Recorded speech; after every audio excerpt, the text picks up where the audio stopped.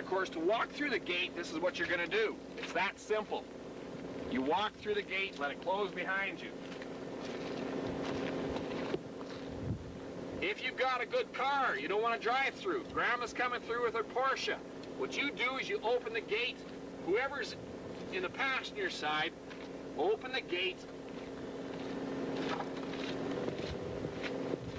They drive through. You let the gate go. You get in your vehicle. You don't have to go back and try and close the gate.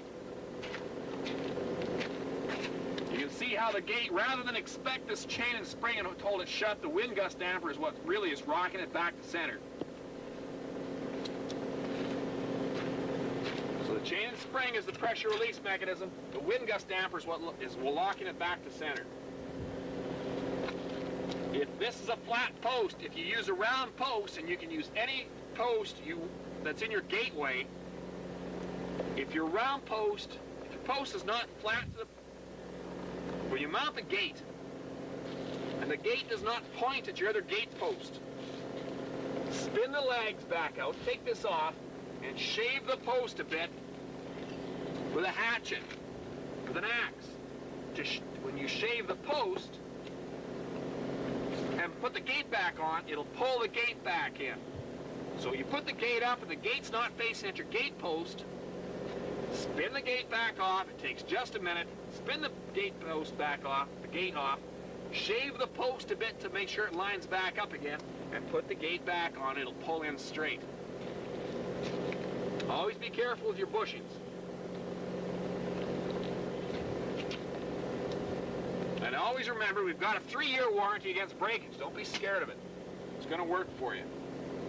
The wind gust damper is stainless steel. All right, now we're going to mount this to here.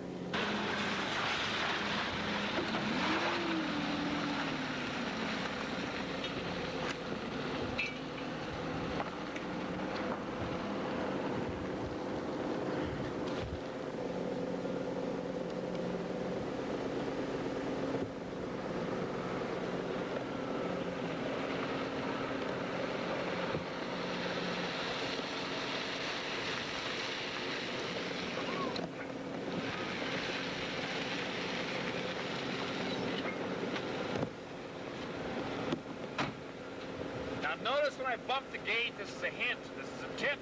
When I bump the gate, I'll actually bump with this corner first, right about here. Right about here.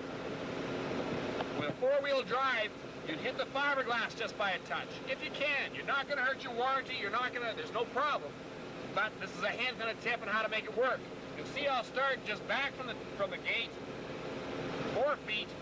And when you bump the gate will pop out of the way. I'll be well through. You drive through with the longer outfit, you'll see you're parallel to it. Now watch how the gate pops out of the way and how easily it happens.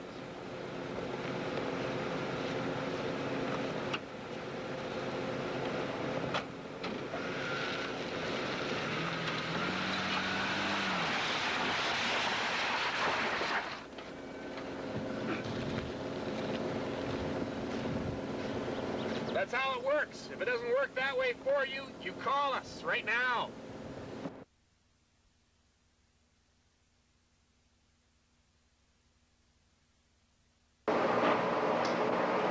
We used to use an aluminum splice. We now use a steel splice. So after you punch the fiberglass rod up a little bit, to make room for the splice, you put the 2 gate arms together, you line the lines up, you make sure the bend faces upwards so the gate always rises, and you weld it. It never has to come apart again. When you weld it, you do a good job, but you don't use too much heat, but weld it properly. It never comes apart again. If you don't have access to a welder, you can drill a hole through it, top to bottom, 1 or 2 times over the course of that splice, measure it out, and you put a bolt through or rivets. Don't go sideways. There's no need to put a lump on the side of the gate. So go top to bottom, but I recommend welding. Then once it's cooled, you can pull the rubber down over top of the rest of it, lock it onto the channel iron so it doesn't slide, and then you continue putting the gate together. The other thing that we're including now is a plastic strip. The gate, as you use it, will come down on gravity. Depending on how aggressive, how many times you use it, doesn't matter on the warranty. But if you keep it up, then it never gets into that, oh heck, and you drive over it. Then you got to straighten it back up again. Better to keep it at the right height all the time. So the strip comes with it. When you got the gate up, it's at the right height. You put the strip against the other fence post, put a nail through at the top, not at the bottom. Put a nail through at the top, and then that's where the gate always faces to. It starts coming down, and you take the, and you get over one of these, and you fine tune it back up again.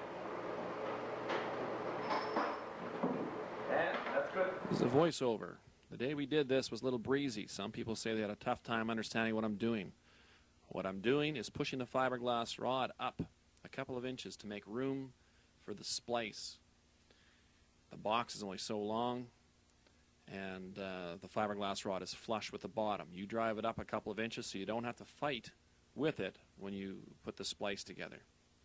So using a punch, drive the fiberglass rod up a couple of inches. Now look at the black line. Match the two black lines up. Very important. And then tap the two pieces together.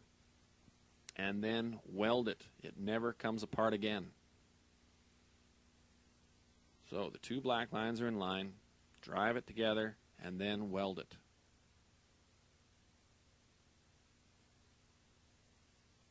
And he's doing such a good job explaining, you just can't hear him.